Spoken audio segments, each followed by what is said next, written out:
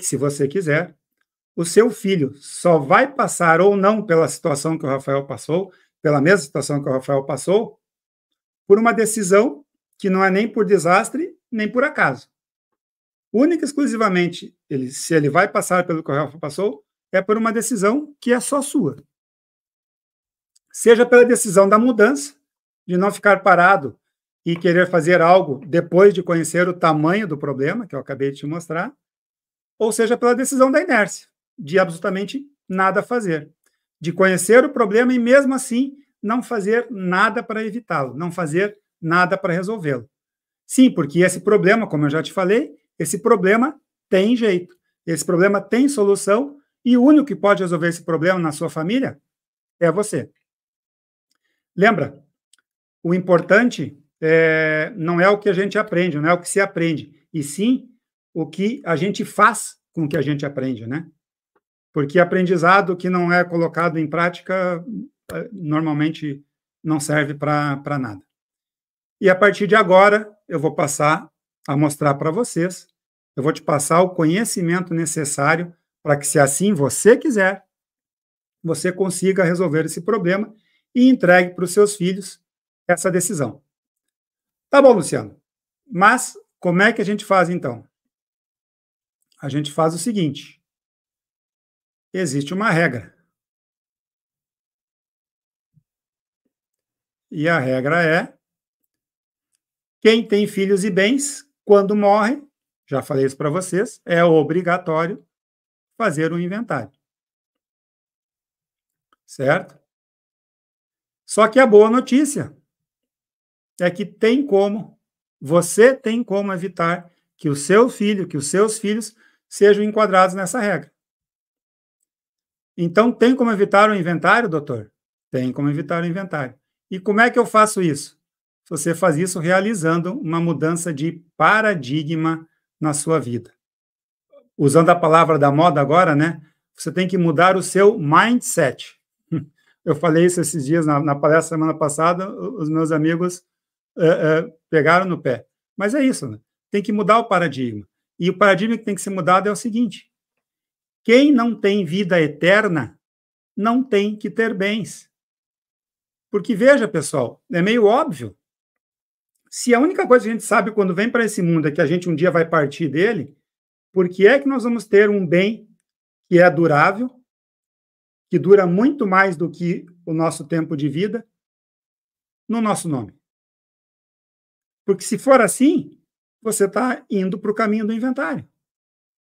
Então, você tem que botar na sua cabeça o seguinte: CPF não foi feito para ter patrimônio. CPF não foi feito para ter bens. CPF é um número que a Receita Federal te dá para te identificar como contribuinte.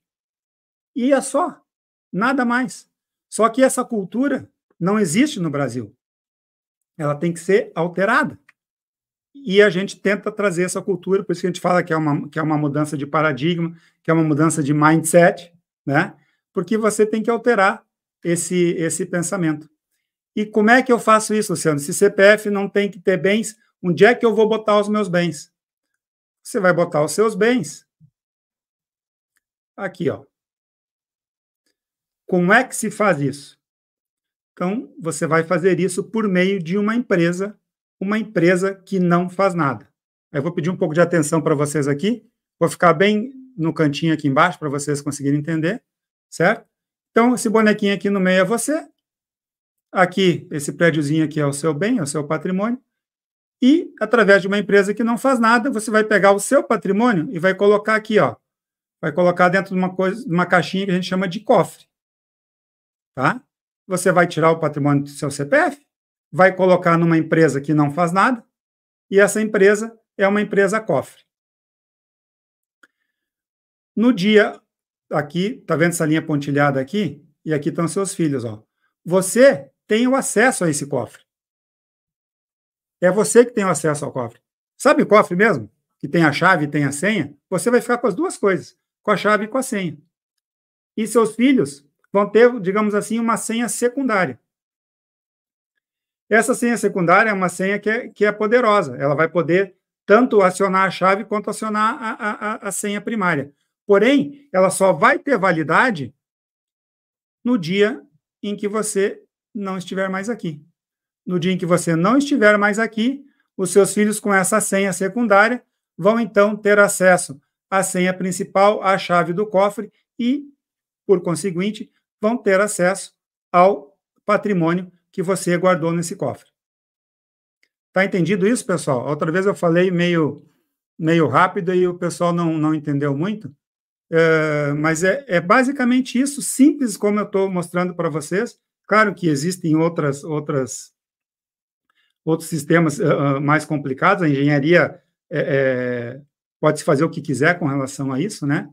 E é importante que vocês entendam que, por conta disso, por exemplo, você que tem atividade econômica, você que é empresário, você que é produtor rural, tem uma atividade econômica, você vai estar protegendo os bens da sua família dessa atividade econômica, porque vocês sabem, a gente não tá livre de correr o risco de ter um revés financeiro. E se esse revés financeiro vier a acontecer por conta da atividade econômica, por conta da sua atividade rural, por conta até de um acidente automobilístico, enfim, algo desse sentido, os seus bens, por não estarem mais no seu CPF, por estarem num CNPJ, guardados numa empresa que não faz nada, uma empresa que a gente chama de cofre, eles não vão responder por esses revés financeiros. Então, é uma ferramenta poderosíssima, né, que pode livrar o patrimônio, o seu patrimônio, o patrimônio da sua família, desses problemas. E é importante também que vocês entendam, enquanto vocês estiverem aqui, vocês terão total acesso e controle a esse cofre, a chave e a senha. Vocês abrem, tiram o que quiserem lá de dentro, coloquem o que quiserem lá dentro, tá? O controle é total de vocês. Os filhos de vocês não vão ter esse controle. Só vão assumir esse controle no dia que vocês não estiverem mais aqui. Falo vocês, pode ser você, não sei se você já é viúvo, não sei se você é casado, enfim. Se os patriarca e o matriarca, se o casal, se os donos do patrimônio ainda são vivos, e assim quiserem que permaneça, os filhos só vão ter acesso quando os dois não estiverem mais aqui, independente de que um vá antes que o outro. Isso absolutamente não importa. Quer ver outra coisa que também essa ferramenta é poderosa? Os seus filhos, independente do casamento, do regime de casamento, e se assim você quiser, porque você é o dono do patrimônio, as noras e os genros não vão ter acesso a esse cofre, independente do regime de casamento que eles têm. Pode ser comunhão universal, não tem problema nenhum. Se você não quiser que os agregados, que a gente chama, né, participem desse cofre, participem dessa empresa, eles não vão participar e não vai ter juiz e lei nenhuma que vai fazer com que eles participem, independente do regime de casamento. Além de todas essas vantagens, tem uma maior que eu deixei para o final. A principal vantagem é a economia. Esse sistema é muito, mas muito mais econômico que o inventário. Vamos lá? Lembra dos números do inventário? Está aqui, ó, nessa tabelinha amarela aqui. Tá? Como eu expliquei para vocês lá. R$152 mil. E aqui, nessa tabelinha do lado aqui, em verde, nós temos o sistema que eu estou falando para vocês. Vocês lembram que eu falei que o imóvel foi comprado por R$300 mil? Então, está aqui, ó, imóvel comprado por R$300 mil, está na declaração DIRP, DIRPF, a declaração de imposto de renda de pessoa física. Você compra um imóvel, você declara ele, você é obrigado a fazer isso, você faz essa declaração, e então, foi comprado por R$300 mil, está aqui os R$300 mil. O valor da base de cálculo nesse sistema não é o valor de mercado do imóvel, não é R$1 milhão, e sim os mesmos R$300 mil da época de quando você comprou o imóvel. E isso faz com que cartório de notas esse sistema não tem. Como eu falei para vocês que é uma empresa que não faz nada, que vai trabalhar como um cofre para proteger esse patrimônio, você vai ter gastos com a junta comercial, que aqui, de novo, né, pessoal, são gastos estimados de R$1.200.